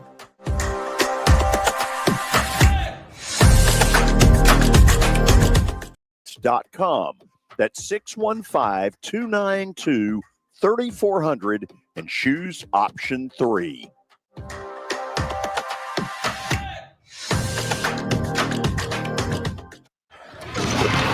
Vandy fans, it's Jake Lyman. Vanderbilt women's basketball is back in action after the bye week, hosting Mississippi State on Thursday. Pregame at 7:45. Your sports live here on 94.9 The Fan and the Game Nashville app. It's the George Plaster Show. Your sports live here on 94.9 The Fan.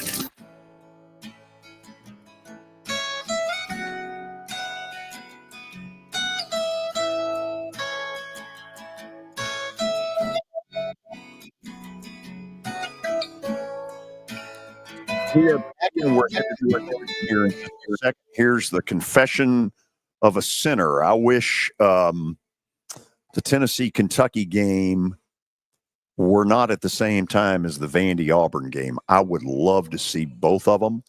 I think both of them are going to be terrific SEC games. And I wish somehow they had finagled it where one of them was at 6 and one of them was at 8. Yeah, you got the 6 o'clock games all include ranked matchups. Number 5 Tennessee, number 15 Kentucky on ESPN.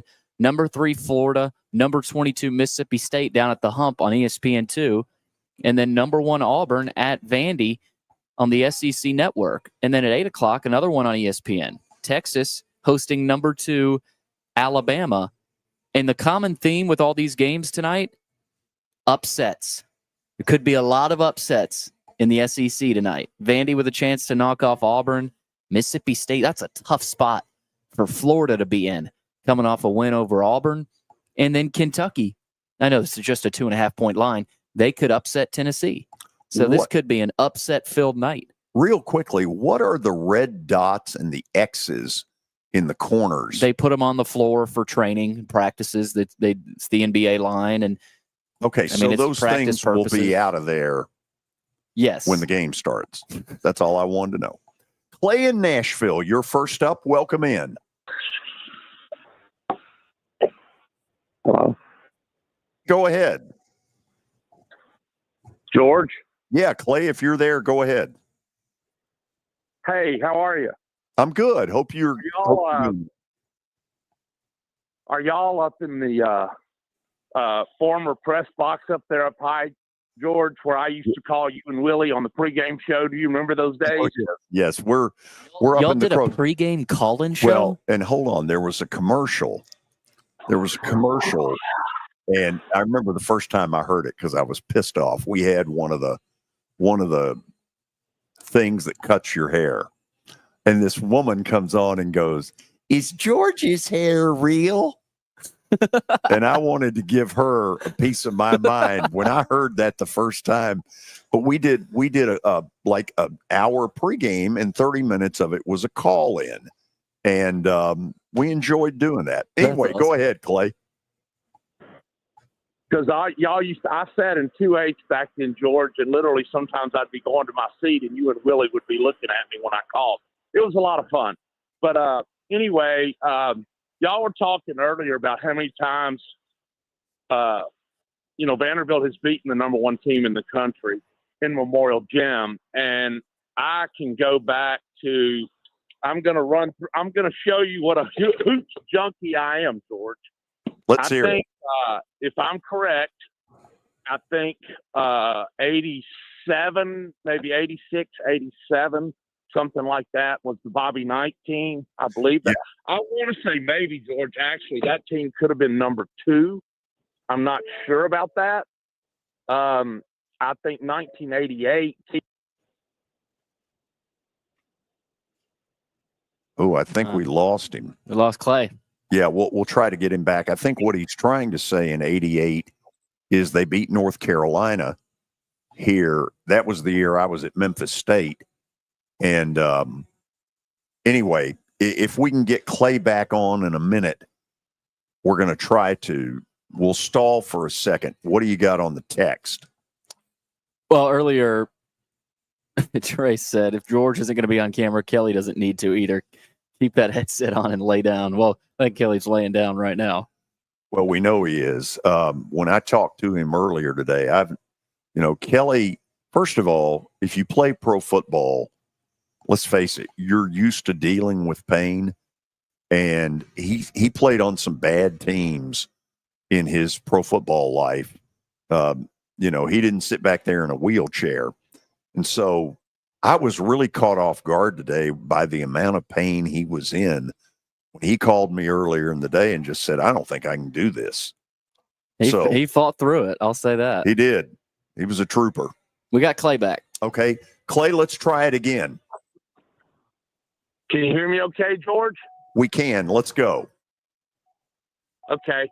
So 88, King Rice was on the North Carolina team, and I think Vanderbilt beat them as number 1. That was a tough one for me because, as you know, I support Carolina too as far as just being a fan from afar. But I was for Vanderbilt, of course. 93, I believe, George, was the year that Rick Pitino got so angry over the disparity in free throws. Do you remember that? And he actually got thrown out. He got tossed, and as he was walking off the court, I was down by the floor, and some of the stuff that got shouted at him was hilarious. Yeah. Let's see. I want to say Nolan Richardson brought a number one Arkansas team in, maybe, that lost. Am I correct? I don't know. You might be right about it. I just don't have anything in front of me. We know that Florida was number one in the country. Vandy beat them by, I want to say, around 20. And that was the night that Kevin, when Joakim Noah tried to grab the ball out of Kevin's possession. Kevin didn't like that. And I happened to see it last week on one of those SEC storied things, and it was hilarious to see it. It is hilarious. Yeah. So then you had Tennessee, of course, in 2008. So I think it's depending on whether or not Indiana was number two or number one. I don't remember. Bobby didn't throw a chair, by the way. But anyway, I think it's somewhere around 4 or 5 times that, I'm going to say 5 times maybe that Vanderbilt's beaten the number one team in the country in Memorial Gym. And I don't know if there's another school that's done that, George, quite frankly. Oh, I would bet if I had to in the Big Ten. Vandy beat Tennessee in 2008 right after Tennessee had become number one in the country when they had gone to Memphis and won. So there's another one somewhere in there. Let's say over under probably is 5. I don't have proof on any of it, but it's in there somewhere. What are the odds, Billy? I'll throw you in on this too, since you're a rising star, as I always say. What do y'all think the odds are? Let's just say for sake that Vanderbilt pulls this off tonight. I think the students might be tempted to rush the court again. And quite frankly, guys, it's getting expensive, but I don't know how you keep them off the court. Do you? Yeah, they're not. If they win tonight, they are not keeping them off the floor. And a minute, they're not. That countdown thing, throw that out the window. That they're getting fined again tonight if they win. On the other hand, yeah, it'll cost them $500,000, but this feels like a deal where if they're able to win, that they're going to get in the NCAA tournament because they will have 3 huge, high-profile national TV kind of wins. I know what Lenardi has said, that they are 3 away right now from getting in, but I think beating Auburn probably counts more than 1, even though nobody on the committee will admit it. By the way, we're in the gym. They've already got students coming into the student section. We're still an hour and a half. Little early. This is away. This is like old times. But Clay, I got an answer for it, somewhat of an answer. I went back to the 2012 Vandy, Kentucky, and I remembered they showed a graphic of Vanderbilt's record against AP number 1 ranked teams at Memorial. I don't know if this is inside Memorial or just in general. It says they're 6-6. Going back at this point in 2012, they were 6-6 against AP number 1 ranked teams. I don't think they've ever won one on the road. Yeah. Okay, so all those have been at home. I think they've all been at home. And I don't know how many they've played since 2012. Yeah. Clay, I got to run on that. We'll see you later tonight. Yeah. All right, thanks. So you've got the okay, I don't know if people can tell, but you're right. This is an hour and 30 minutes ahead of time, and students are coming in. This is like the old days. Tony in Nolensville, you are next on 94.9. Tony actually dropped off. Did he really? So I need to go to George? Tony's here now. Oh, Tony's back. Tony's here now. Okay. Tony's back. Yeah, I got knocked off and then called back. Fortunately, got through. Guys, first of all, George, I sent you a picture earlier of the alignment of the Chiefs, how they tried to stop the tush push. And Billy, I tried to send it to you. You can maybe get it on the screen or so. I'll send it through Facebook. But number 95, I forgot who he was, for the Chiefs, is lined up almost sideways, parallel to the line of scrimmage. And when they bull through there, and you remember he went out holding his neck. And I don't know, I think he came back later on, but that alignment, the way they were lined up for trying to stop the tush push, it's a wonder he even was able to come back. And I've sent you that, George, because of Kelly with his neck issues today. And I thought, this is, I wanted y'all to see it. I guess you did. But I just wanted to touch on that. As far as I want to touch on Vanderbilt tonight on 2 or 3 things. Billy, you were talking about Auburn. Auburn, this is their alumni. Nashville, Tennessee, or Middle Tennessee is the largest contingent for an Auburn alumni chapter in the country outside of the state of Alabama. I've got many friends that are in it, and I did not know that. I learned it, talking to them. But that's why you see Auburn always so obvious at games and show up in Middle Tennessee, whether it be a bowl game, baseball, or whatever. And that's pretty remarkable.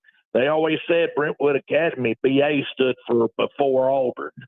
So I guess that still holds true. That's pretty good stuff. Yeah, I've got 3 buddies. And tonight, George, if Vandy knocks off Auburn tonight, in 2 weeks, 3 weeks, they get the number 1 team, Texas A&M, in baseball on a weekend. They have a rare opportunity to knock off a number 1 in football, a number 1 in basketball, and the number 1 in baseball in the same year at their facility, at their home site, in their own backyard. Think of that, guys. Yeah, I'm not going to ask the question, has it ever been done before? I'm sure it has, but I don't know who'd keep track of that. Wow. That would be pretty amazing if they can do that this year and win this game tonight. And speaking of Vanderbilt guys, quick shout out to 2 buddies, 2 guys, is this weekend, past weekend, Luke Cornett against the Knicks, 12 rebounds, gave a lot of good solid minutes this weekend for the Celtics. Has been playing a little bit more, George, and I think he had a real good game there Saturday night, and it was good to see Sneds this weekend make the cut at the waste management tournament. He hadn't made some cuts in a while due to just getting older and rib issues, and that he has some type of bone disease, a marrow disease, where his bones are brittle. And I think it's been wrote before in the newspaper. It's been made. He made a record of it one night on the TV newscast. But yeah, good for Sneds, good for Luke. And but I wanted to touch on that little aspect if they can knock them off tonight and against A&M. But guys, great show, even without Kelly. Always a good show. Have fun tonight, and let's get the W. Thanks for the call. Wow. He gave us a lot of info there. He did. By the way, that we're showing the picture now. Okay, this is the picture he sent. Those of you who are watching on the podcast, look at what he's talking about. 95, who, by the way, didn't look like he came out of it real good. The fact that they lined up like that and still, there's not a single defensive formation that could stop that.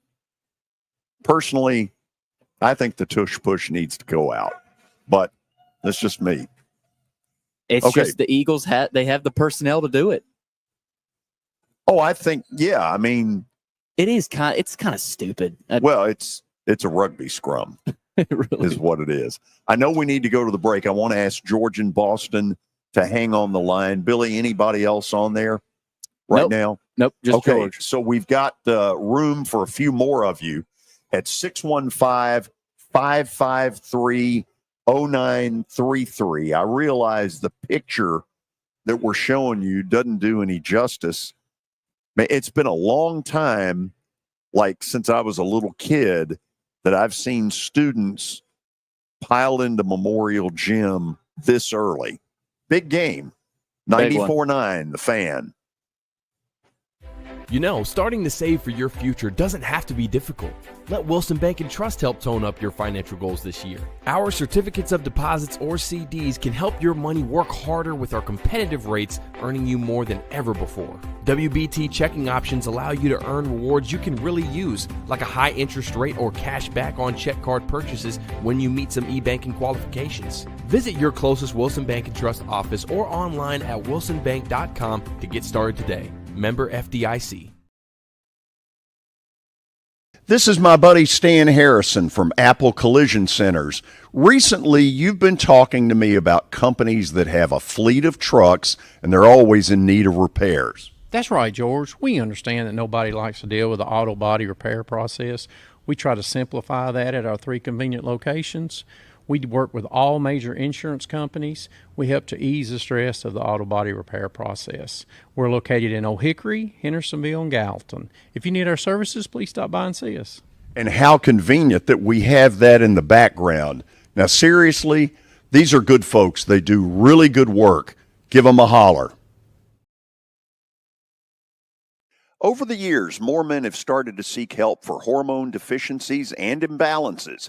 And Dr. Jeffrey Lodge and wife Daphne, along with their experienced staff, give men the treatment required to improve their quality of life, improve your immune system, energy level, cognitive function, and more. There's no better time to achieve a healthy lifestyle.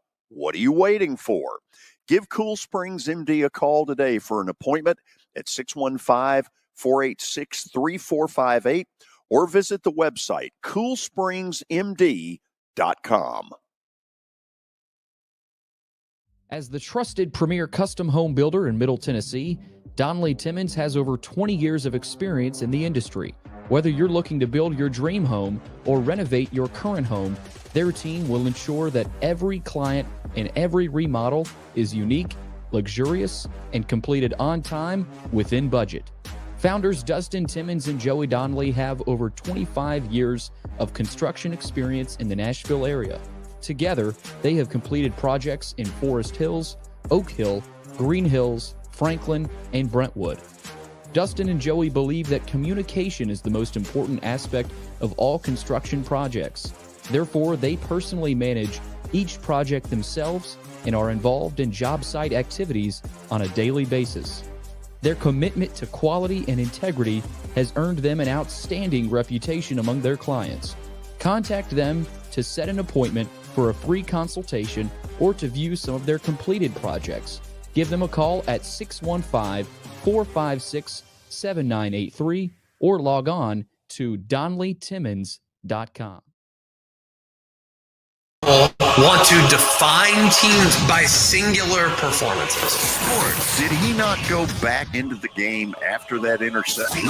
Let's get this turned around. And we're all saying, no, they don't. Here. You thought you were on your way.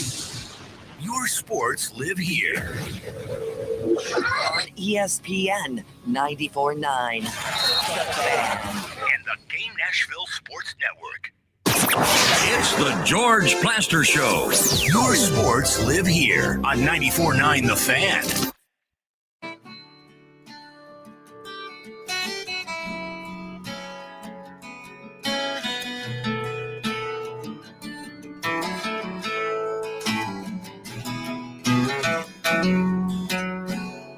We are back today. Our broadcast location is high atop Memorial Gym. I mean, all the way up to the Crow's Nest where I used to do games.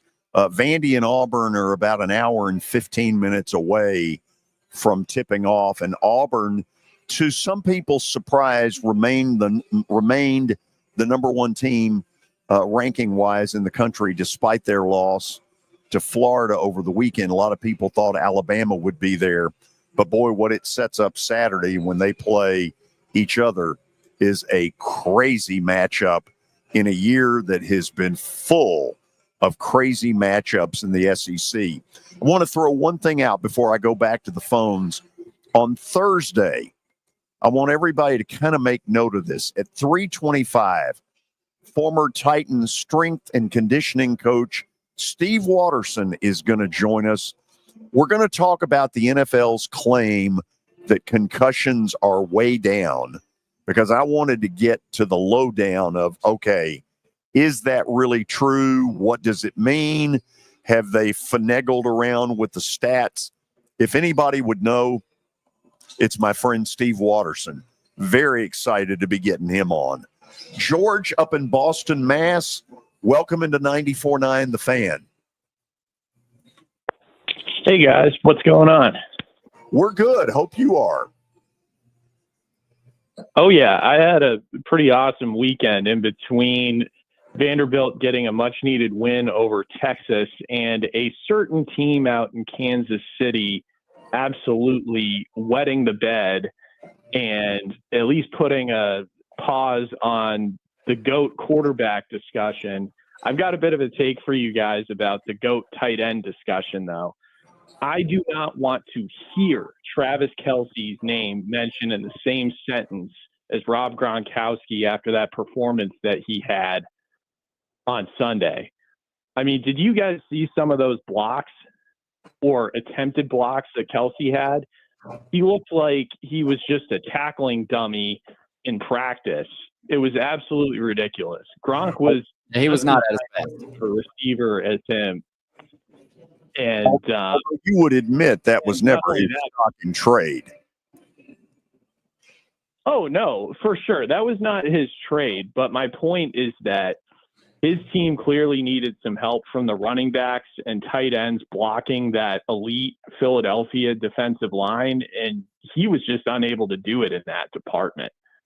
Whereas when Gronk played, he could help block some of the best pass rushers on the other team, as well as be dynamic in the receiving category and catch passes down the field.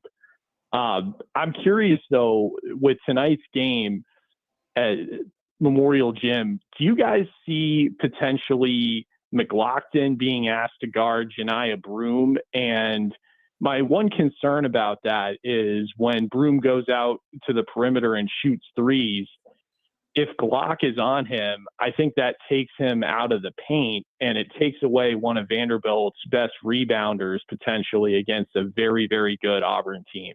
Curious as to hear your guys' thoughts on that. Yeah, first of all, I got a chance to see Janiah Broome when he was in the OVC. I did a year of Belmont's games, took over when Kevin Ingram left and did the rest of that season. And so I saw Janiah Broome 2 or 3 different times, and, you know, you knew he had talent. I don't know that I thought he would be maybe number 2 in the country behind Cooper Flagg for Player of the Year. And you've raised a really good point.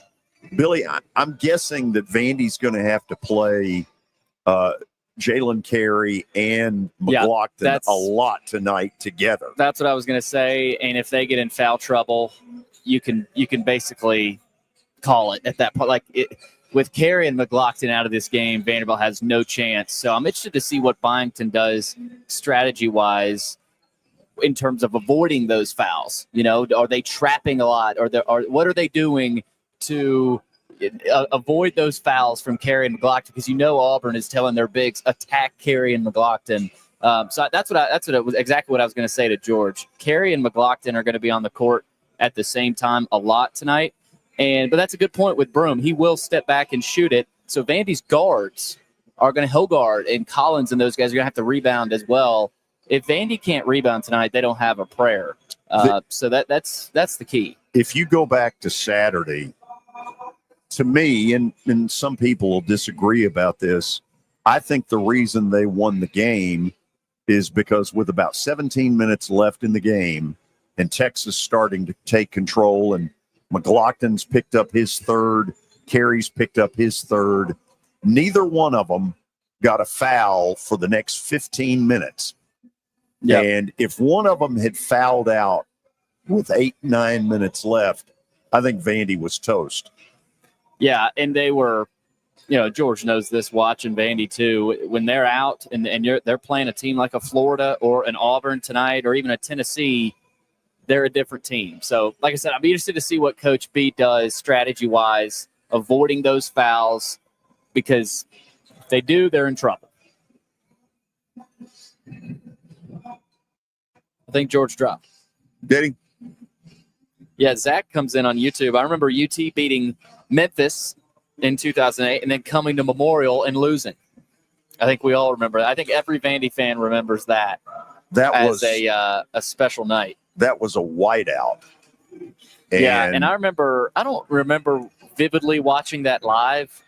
I wasn't here, but it was snowing outside too. And going back and watching that, and the broadcasters the lead in is, well, nobody really had school today, and students were camping out, and snowing outside.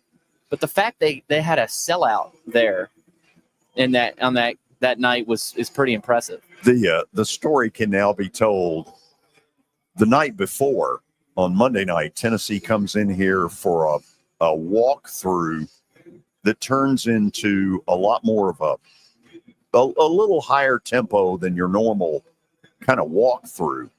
And I'm over near where the student section is now, and Bruce Pearl yells at me as he's running down the court, "Don't go anywhere. I need to talk to you."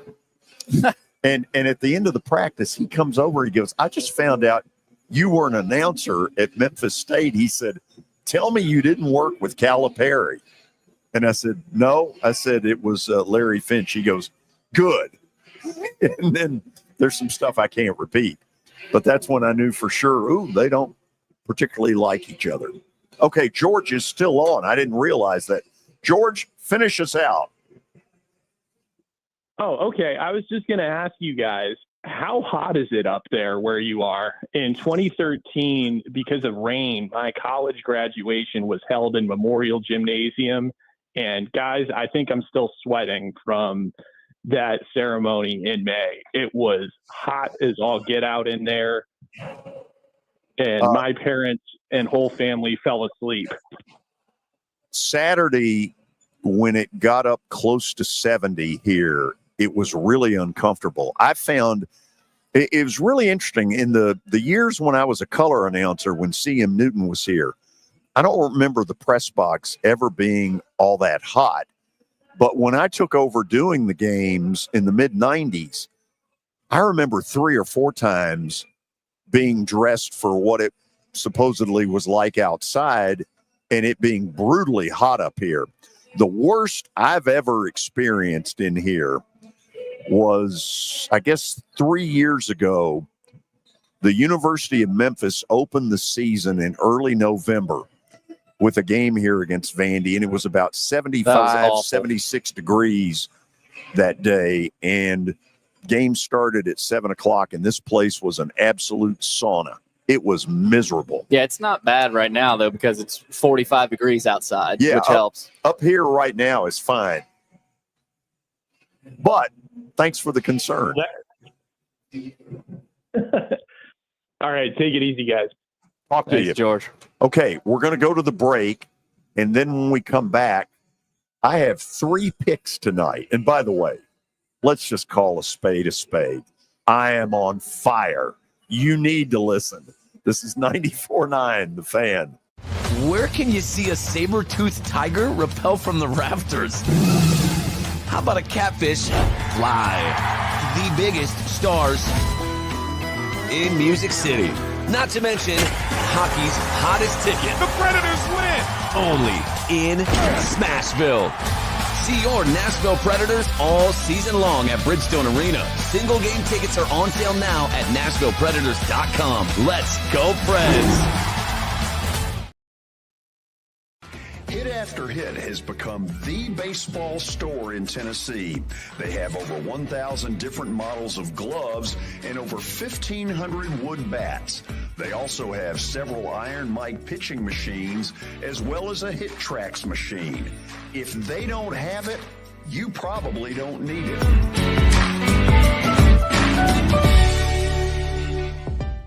We're proud to call Hit After Hit the official shirt provider of the Plaster and Friends Celebrity Bowling Night.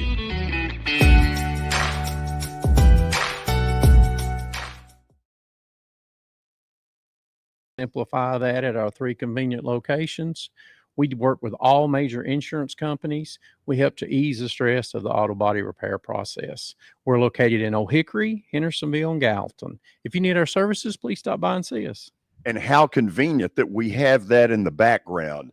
Now, seriously, these are good folks. They do really good work. Give them a holler.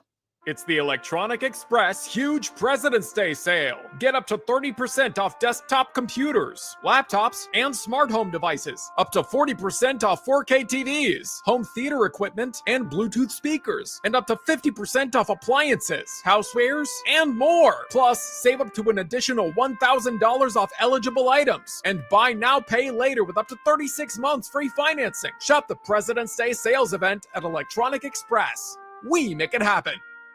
It's the George Plaster Show. Your sports live here on 94.9 The Fan.